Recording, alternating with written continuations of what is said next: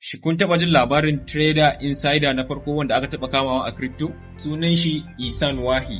Shi wannan Isan Wahi ɗin product manager ne a babbar exchanger mafi girma a duniya wato Coinbase.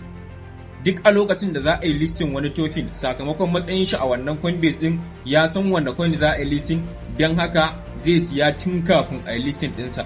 Saboda mun san cewa idan aka yi announcing cewa wata babbar exchanger kamar Coinbase za su yi listing coin yanzu nan za ga ta 50% zuwa 1x.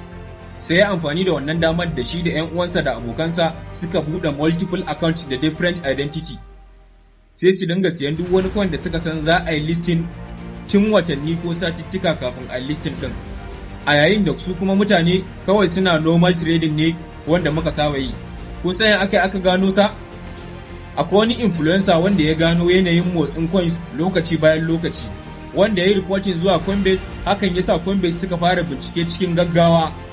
A ranar da bincike kai kan wannan shi Wahi ɗin, wanda za a mai bincike na one-on-one, a ranar ne ya yi booking flight na jirgi zuwa ƙasar India.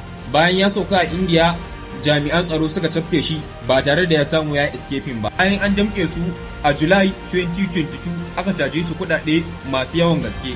Wannan shine insider trading case na farko wanda aka samu a duniyar crypto gabaki daya. Total abin da suka samu a wannan trading din da suka yi shine $1.1 million a kudin Najeriya daidai biliyan 1 da miliyan. Kaga duk wayanka da dabaranka ba za ka iya guje ma blockchain ba. Kana ganin idan kai ne zaka kamu bayan ka samu wayannan profit din a trading? Ku gaya mana a comment section. Kar ku manta ku yi liking ku following saboda ku ci gaba da samun videos irin haka a duk lokacin da aka saki. A duk lokacin da na saki